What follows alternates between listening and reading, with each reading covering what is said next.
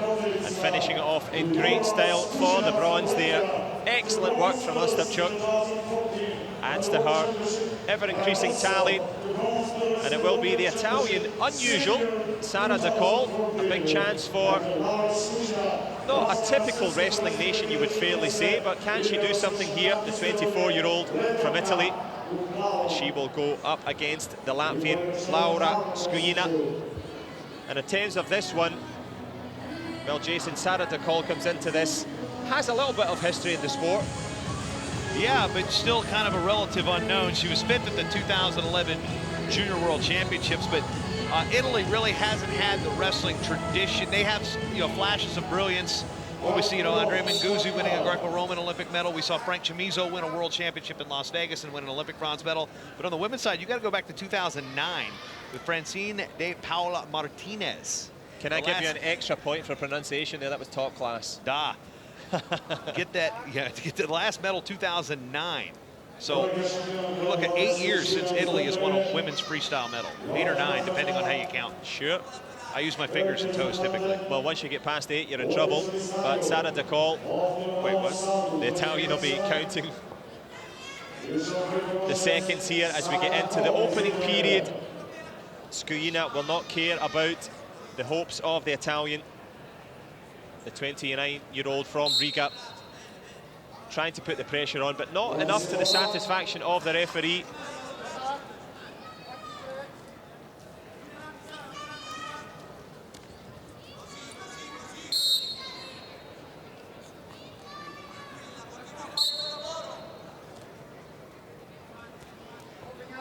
Well, they go head-to-head here for this battle for bronze in the 63-kilogram grouping.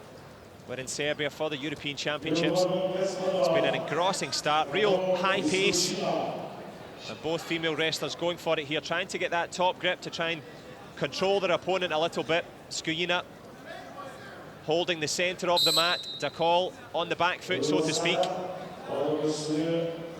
Rushery has a little word to them there, puts that clock on. And now de COL is on the shot clock. Now, we talked about the tradition of Italy. SKUJINA is part of the new tradition of Latvia. In 2014, her and her countrywoman, Anastasia Grigorieva, became the first wrestlers to win world medals, and you see the first 2 points of the match going to be scored by SKUJINA. They were the first 2 Latvian women to win world medals in women's freestyle wrestling. So that happened in 2014. So you got basically trailblazers for Latvia here against a country that's trying to bring its women's wrestling tradition back. Well, trying to write their own chapter in history here. And the first note for the record is SKUJINA with the 2-point takedown. De COL under pressure here as she gets, again,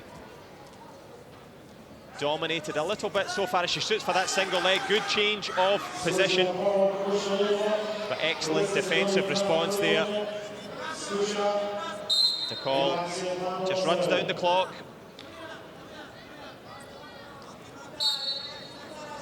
Well, you mentioned Frank Chamizo.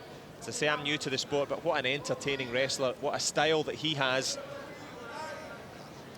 A real fan favorite. Yeah, we'll see him later at the week, and at 70 kilos, he's moving up from his Olympic weight.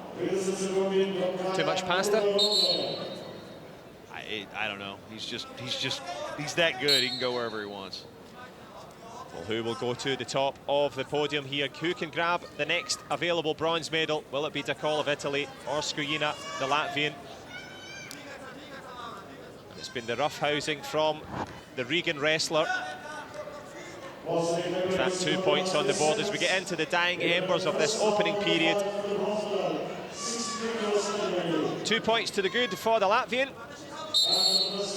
And if de COL wants to add any sort of medals to her developing career, she's going to have to go some here. Tough times for the Italian. And you said it, John. You've got to take some chances. You got to take some opportunities to score some points. Being passive when you're the underdog doesn't really help when you need to score points. There you see the good short arm drag by SKUJINA that comes across, covers the hips, gets the 2 points. That's the only scoring of the first period.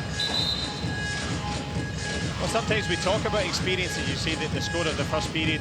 You've also got to establish with the opponent that, yeah, I am here, I'm going to beat you, rather than just being too technical. You've got to get in their face, confuse them. Your job is to become a nightmare in the opponent's mind. But at the moment, the referee not happy again with the Latvians' efforts there. No mercy from the referee. In this case, and you know, when it comes to translation, you hear what we call wrestling matches, you know, in the other part of the world, but when it translates, you hear the word fight often by announcers and broadcasters. Well, that's exactly what this is, too. It's not just a, hey, I've got a good single leg, I'm going to shoot you, now you turn. No, you've got to fight for those positions. Now, there's a passivity on SKUJINA.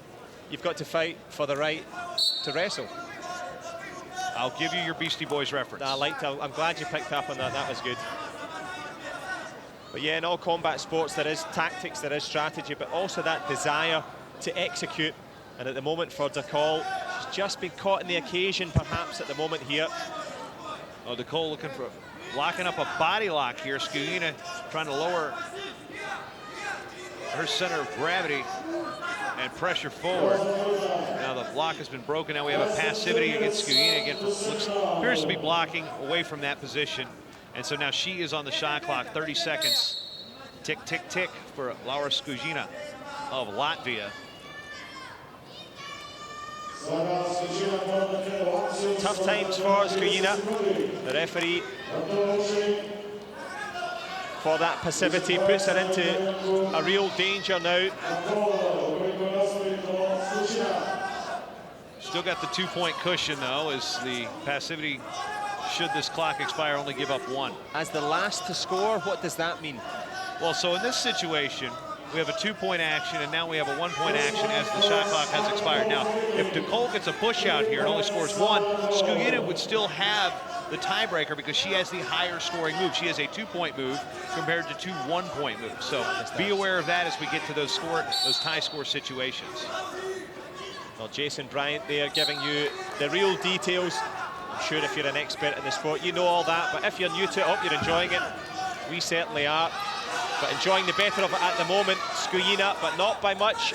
Can COL find some confidence here? How is her conditioning? Has she got that intensity down the stretch here to get SKUJINA down? She's got a good grip, a decent hold. Yeah, took that lock from the head and then snapped it down, trying to work a short offense here. This is her best position so far, and she hasn't really shown too much efficiency with setting up a leg attack. It looks like she's comfortable there, trying to snatch the head down, snap it down, and look for a short drag or something along those lines. Well, she's going to have to do something pretty quickly here. We're into the last 30 of this second period. COL on the back foot. SKUJINA has a sneaky little look at the scoreboard. Well, concentration so important. The Italian's got the single leg this time. Yeah, she looked like she went with a headlock, and now it's finished off with the 2 here in short time. So COL has taken a 3-2 lead, and now we've got a challenge break being thrown in. They will not look at that until after the situation has ended. Some teams like to use that to stop the clock. Well, they're not going to let it. And you see the coach like, hey, no, we're challenging. Well, they're going to go back and look. But there is no way in the world that's not 2 points. Of course. I mean, even to a novice like me, that's 2 as clear as you like. They call it the YOLO challenge. You only live once, so just throwing it in there just to see if they can get something out of it. I like that expression. That's exactly I didn't come up with it. it. I got to give Mike Malanconico the credit for that one. Well done, Mike, on that one. Credit to you, but credit at the moment goes to COL because she was down and out. She's come back, and in terms of concentration, I saw SKUJINA having a look at the scoreboard, looked back, and then ended up on her own back. Okay, so what I think they were looking for is a correct throw situation, and there it is. The challenge was denied, so Sara COL becomes Italy's first European medalist since 2009 with that bronze medal. Wow, that was honestly, John, on paper, I'm like, this one's heavy favorite to the world bronze medalist SKUJINA, but credit, what I said, everything about her offense ended up being wrong. She tried to go with the headlock. It gave her the position for that double leg, and boom, it was good chain wrestling. There you see, she looks for the head and arm. SKUJINA tries to imp into it, and boom, right down to the low-level attack. Doubles off on that single leg, covers the hips, drives forward, gets control, and then make sure she doesn't go over with the chest lock attempt there by SKUJINA. And you can see the look of dejection on her face. She knows she just lost it there. And I think you've called it 100% correct. She lost it as much as COL won it, because SKUJINA had a look at the scoreboard, and in that split second, the Italian shot for a leg, and COL, well, she grabs an excellent bronze medal, and you can see what it means to the coaches. Wonderful scenes for Team Italy. Most important for Sara COL. Excellent stuff there. A bronze for Italy, a little bit of history, and who can etch their name into the history